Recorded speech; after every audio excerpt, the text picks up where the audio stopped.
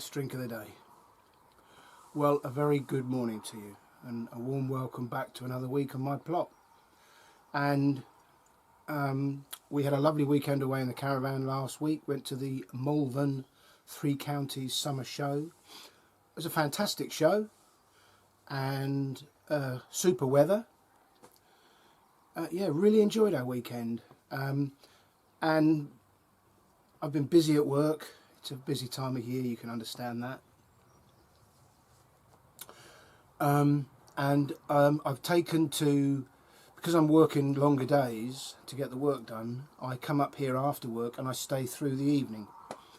In fact, it's Saturday morning this morning, unusually.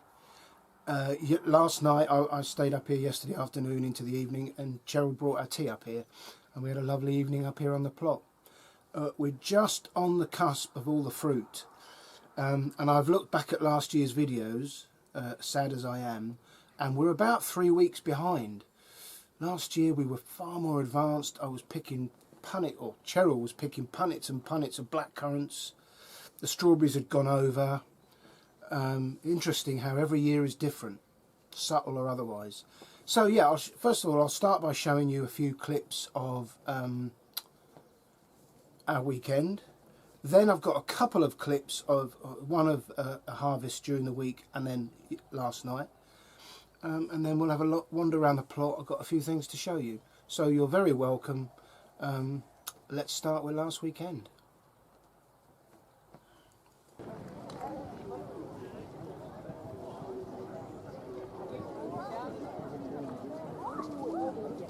Wow. This is going to be great. Come on, let's get ready.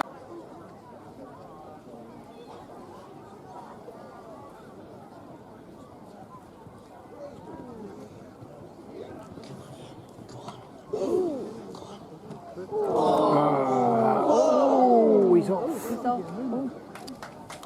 Yeah, well done, he's okay.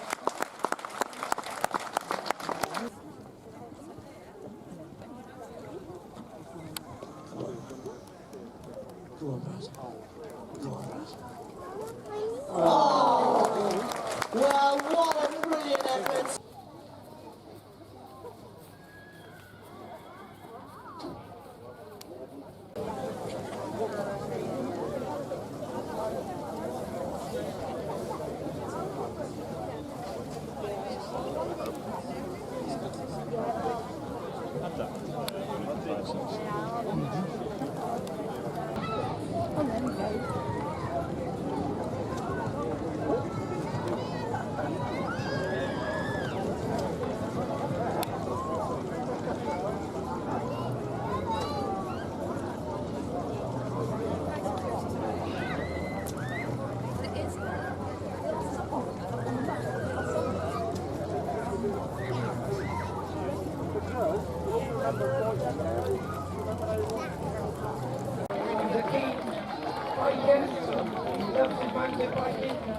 Downhill event last weekend, and then competed in his Shropshire Schools Athletics Championship on Tuesday.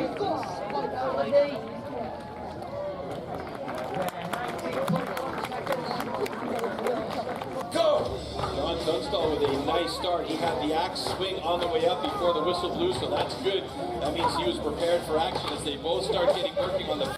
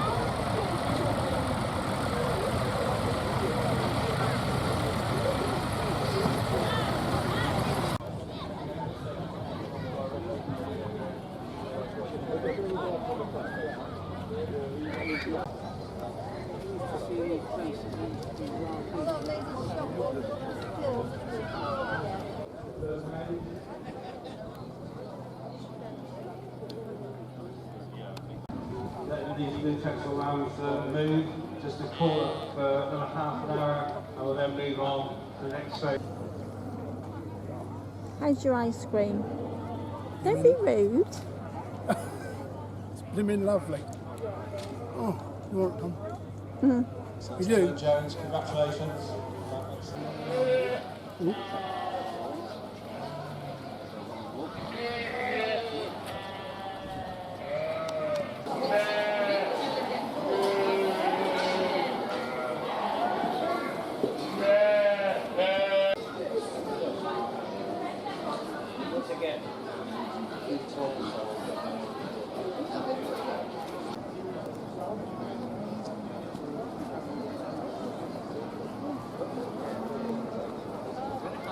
Okay, so we've got a result.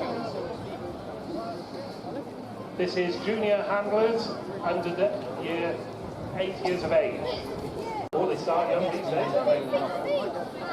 Oh, really? Just leave them from there, yeah. Our next class team will be young handlers aged 8 to 12 years of age.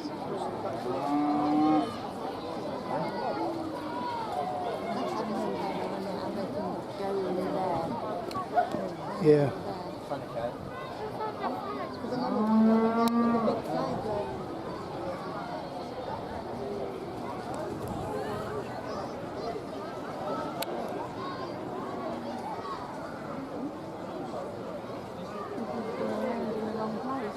No, he's not. Oh no, he's turning now. He wouldn't be up there if he didn't know what he was doing. Oh, it must be so difficult with the flag on the bottom, isn't it?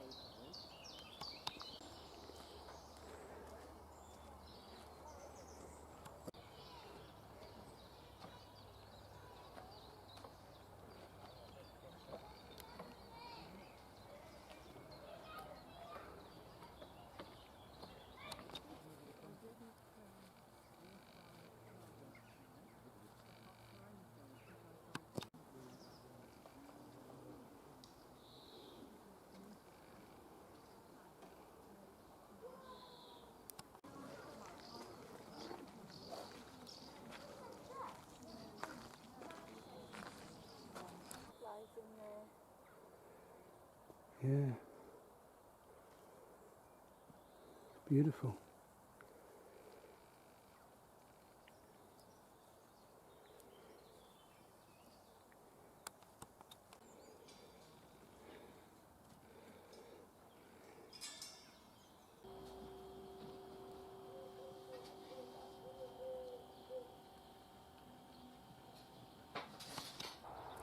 Right, so I've sowed them, I've growed them, I've watered them and I've harvested them. It's over to you now, dear. But before you go home with those and freeze them, I'd like you to give me a mark out of 10 for those.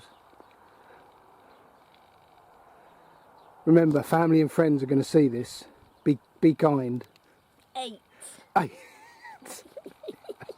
10. No, your cauliflower's 10 out of 10. Oh, pride indeed.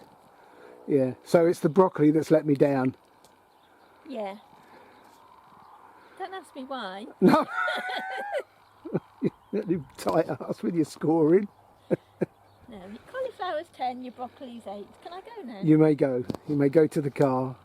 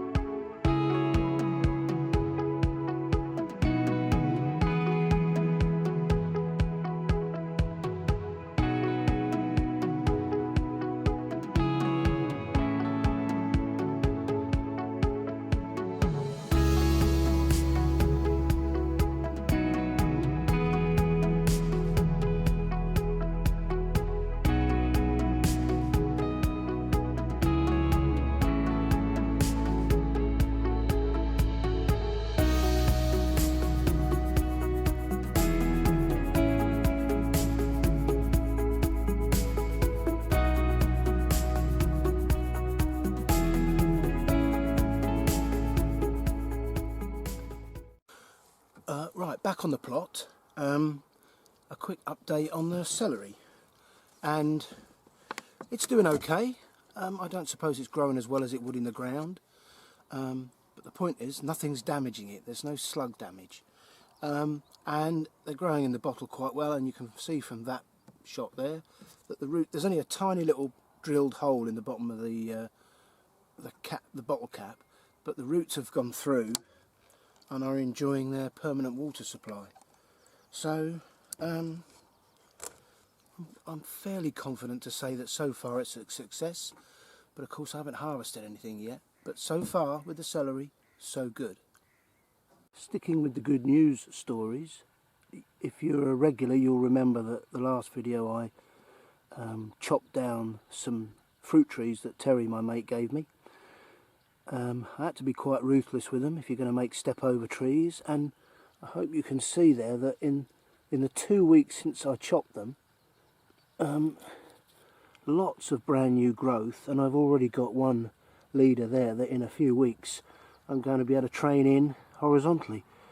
So really pleased with that. Staying on the positive theme, the cucumbers are now firmly on their way up. I'm having to tie them in at the moment because they're not really producing the tendrils, but it won't be long now. They'll produce the tendrils, they'll grip the canes, and it'll be away, and I won't have to do a great deal. But one thing I do have to watch out for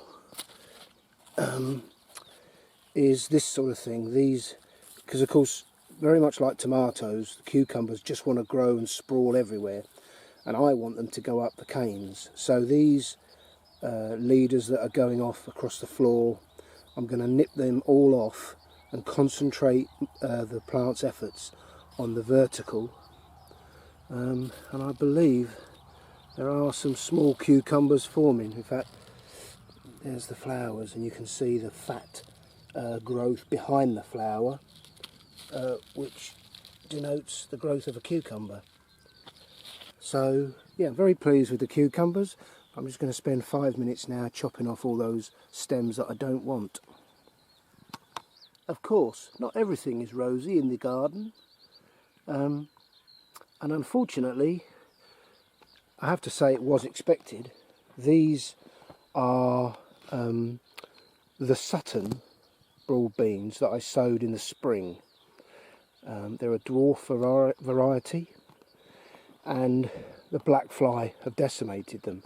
Now, having said that, I still think I'll get a crop off them, because although they look unpleasant, once you pod them, the beans inside are perfectly fine. So I'm going to pick these, maybe not today because we're going down to my daughter's today, so we won't have time to process them, but I might do this Monday if I get up here, and then all of these can come out. And what I'm doing is, next door where this space is, that was where the Aquadolce Claudia broad beans were, which I sowed in October, and we had a fantastic crop. Cheryl showed me in the garage last night, we've got a whole drawer full of broad beans in the freezer, all from the crop that I did have here. So they came out earlier in the week, and these are some spare butternut squashes, and I sowed some of my own kept seed from the birdhouse gourds, and those are in there now, and I've got a few more to go in this space. So although it looks ugly, it was expected. I will stick to autumn sown broad beans in the future. I don't see the point in having that kind of thing on the allotment. There's no need. Do more in the autumn and they get out ahead, and you pick them before the black fly arrive. This is a yellow courgette called Soleil. Never grown it before. It's a bush variety, so I don't expect it to sprawl. I certainly hope not. And it's developing very nicely. Again, we've been cropping these all week, and the green variety I've got called All Green Bush, they're doing very well as well. So a good courgette crop.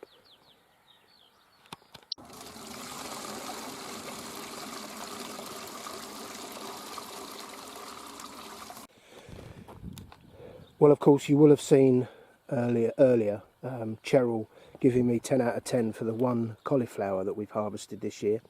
I've said it before on previous videos, of all the things I grow on my allotment, cauliflower, when they are harvested successfully, give me the greatest pleasure and pride. Because you know, things are stacked against producing a decent cauliflower.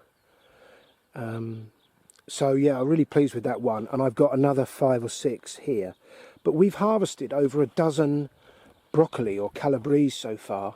Cheryl's freezing the ones we picked last night, so this morning, and we've got so many more. And I'm pleased to say these are the clubroot resistant calabrese and cauliflower that I sowed in October, overwintered in the greenhouse and planted out here in the spring. They haven't bolted as I feared. In fact, they're producing a wonderful crop, so I'll do that again. But these beds, this one here and that one there, are all cauliflower, cabbages, all the brassica variety except the Brussels sprouts, and they are a mass of weeds. So this morning my major task, if I do nothing else, is to get these Enviromesh covers off and get in amongst this lot and weed them out. And you can see another one. It's not big, but it is perfectly formed. There's another one there. So yeah, really pleased with the brassicas this year, but these have got to come off. I don't want to tempt fate, because last year with the extremely hot weather my peas died prematurely. But I have to say, and I've been watering them meticulously, there's lots of pods, they just need to fatten up. Which of course they are doing, and we've had a few small pickings, and we've had them raw on our salads. But yeah, we need them to fatten up like that one. These red gooseberries, and I don't know the variety name, are beautiful. They're very, very small gooseberries, but there's quite a lot of them. And I'm going to harvest them this week, and they'll all go in the freezer for crumbles next winter. I've tested it, and I'm happy to report that you can eat these straight off the plant. They're very sweet, not like the green gooseberries tend to be, which is why I've kept the red ones. So very happy with that. All the onion sets I've sowed have bolted. It's irrelevant what time of the year, whether it was last autumn or this spring that I planted them, it doesn't matter, they have bolted. The only exception to that, the only exception, is these seed sown onions that I've multi-sown and planted. So I've got this lot here and that lot there, and that is it. They are the only ones, if they don't bolt, that I'm going to be able to store. We have hundreds of others, and Cheryl's very happy with the size this year, but they won't store. So we will run out in the winter, but you know, every year's a school year. And I shall know in future. And I've had some very constructive comments helping me and advising me, and I thank everybody for them. And every year I get better. Every year I cock things up as well. I mean, that's just the nature of the game, isn't it? But it's fun learning.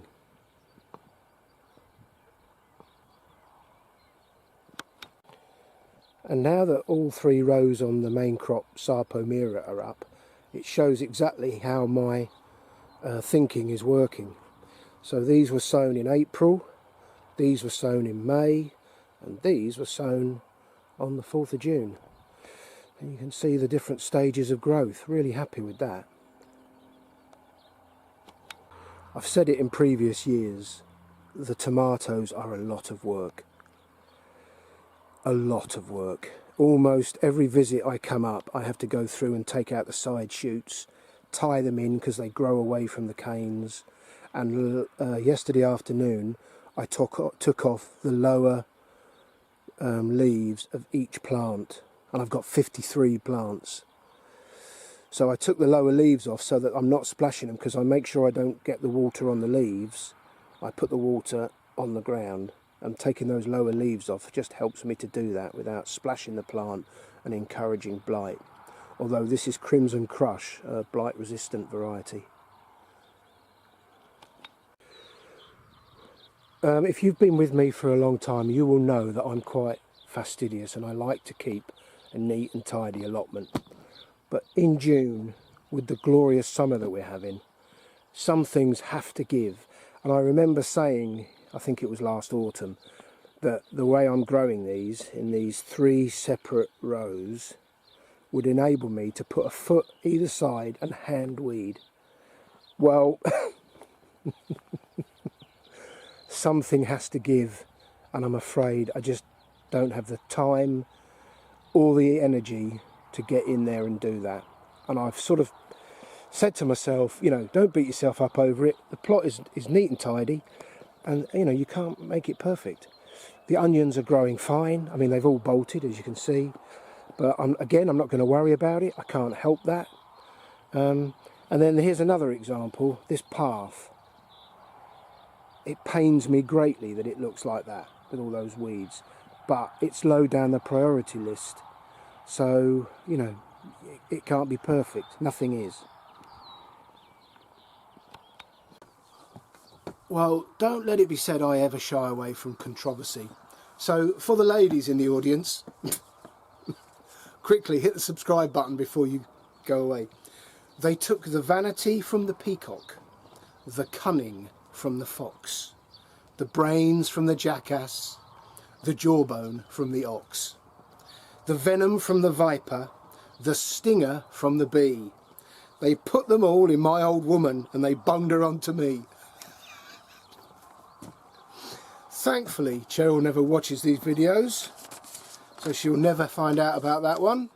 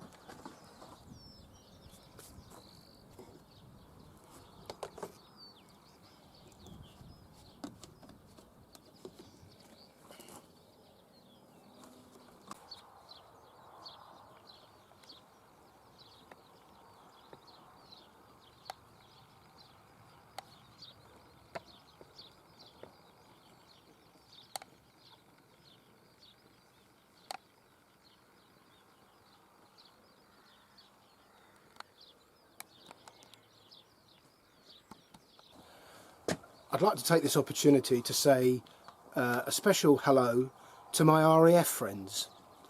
I use that term loosely. After 30 years in the army, I have a certain love-hate relationship with the RAF that I just can't let go. So good morning to Carl and Jonathan.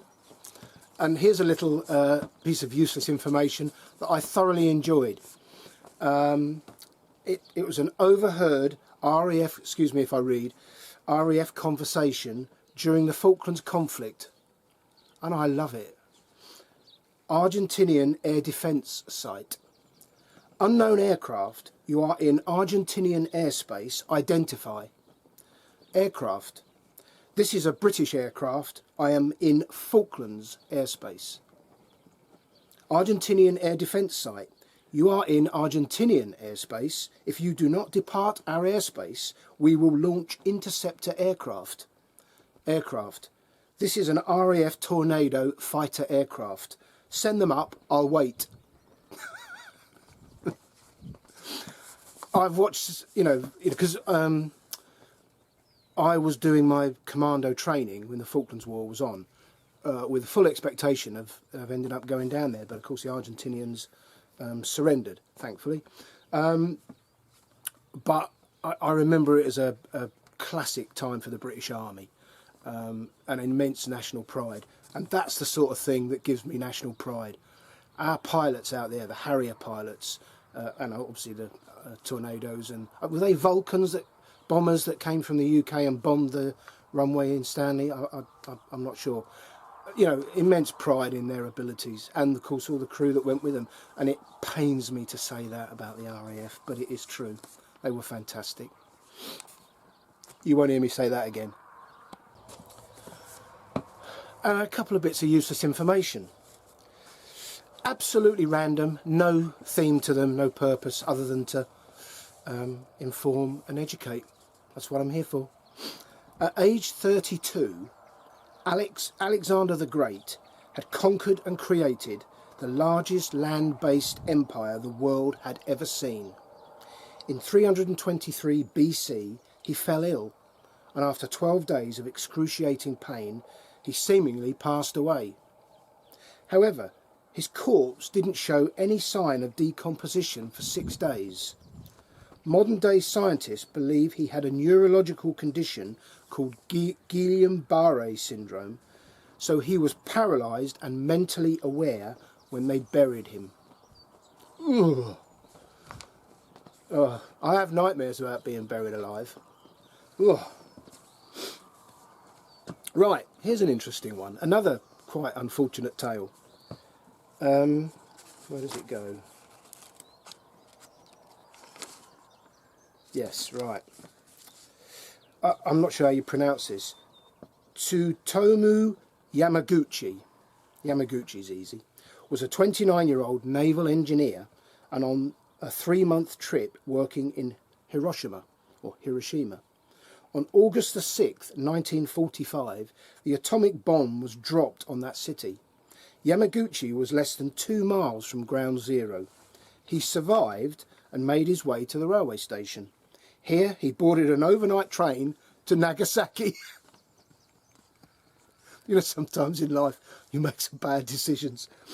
On the morning of August the 9th, he was working in an office block when he heard another loud boom. It's not funny, is it? I don't know why I'm laughing. And witnessed a flash of white light. He had minor injuries and had survived 2 nuclear blasts in 2 days. Wow. And continuing the depressing theme, in 1815, dentistry was not a fine art. After the Battle of Waterloo, dentists flocked to the battlefield to scavenge teeth from the tens of thousands of dead soldiers. Unfortunately, this was not the only atrocity visited on the dead. Their remains were sold to the sugar industry for use in the industrial process, and their bones were also used as fertiliser. We have a slightly different approach to our war dead now, I'm pleased to say. That's awful. Oh, yeah, there, cheerful stories.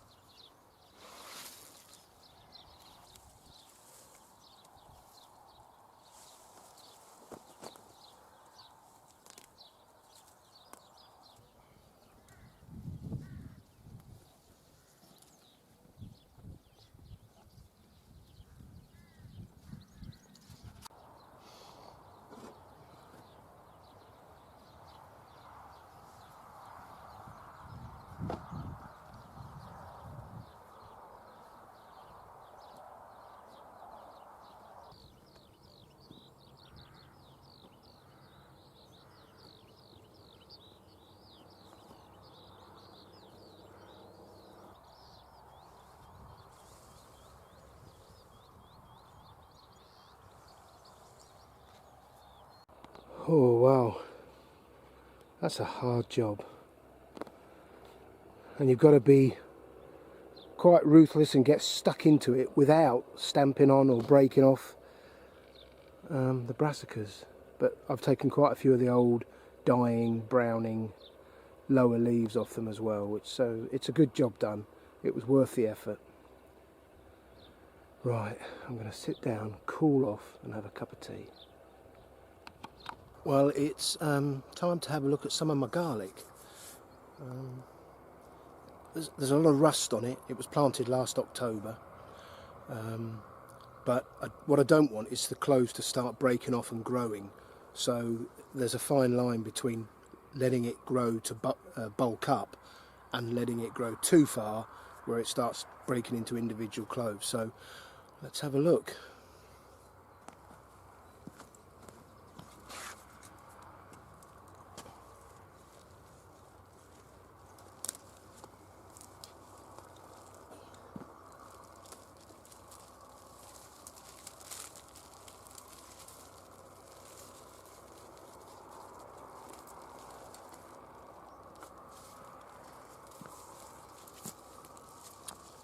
Well, I've got that just about right, I think. That's perfect.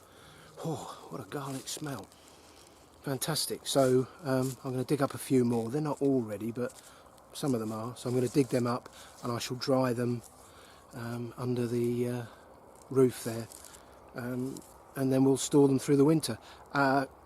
Garlic from last year has survived all the way through to this week. Some of them are sprouting and they've gone a bit soft, some of them, but we have not had to buy garlic for over nearly 2 years now. So it's one of the few crops I am genuinely self-sufficient in. So very happy with that.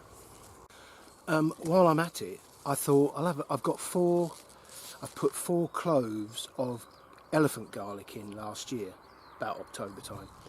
And I was given a bulb of elephant garlic by a fellow plotter, Barry.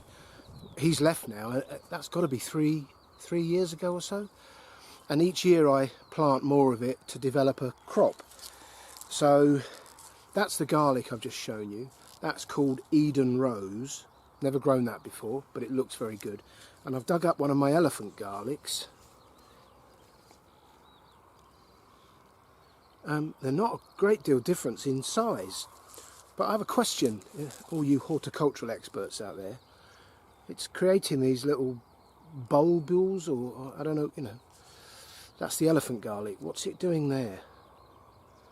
Answers on a postcard, or better still in the comments. What's going on with that? I'm very happy with it. I cut the scapes off this morning, and I'm going to take them home in a vase for Cheryl because they're quite attractive. I'm not sure she'll see it that way, but that's what I'm going to do. But that's my elephant garlic and I don't know what that is. So there you have it in my improvised garlic drying rack. My first crop of garlic. The first of quite a few, I think. And I shall leave them there for a week and then take them home to finish off the drying process under the carport or in the garage. But yeah, very happy with that. Right, well, that crate is going to Charlotte and Carl's this afternoon. Actually, so's the fruit, but that's for our breakfast tomorrow morning. Nice little crop. Well, I bit the bullet and I've cleared that path. That's much neater. It's not even lunchtime, but I've been up here so long that I'm going to go home, get things ready for our trip away this afternoon. So I had quite a few hours up here yesterday, and because I got here very early this morning, I've had 5 or 6 hours up here already, if that more. So yeah, it's all looking good. I'm much happier that I've cleared those paths, and now we're starting to crop courgettes, some garlic's come up. I'm just on the cusp of starting to dig some potatoes up.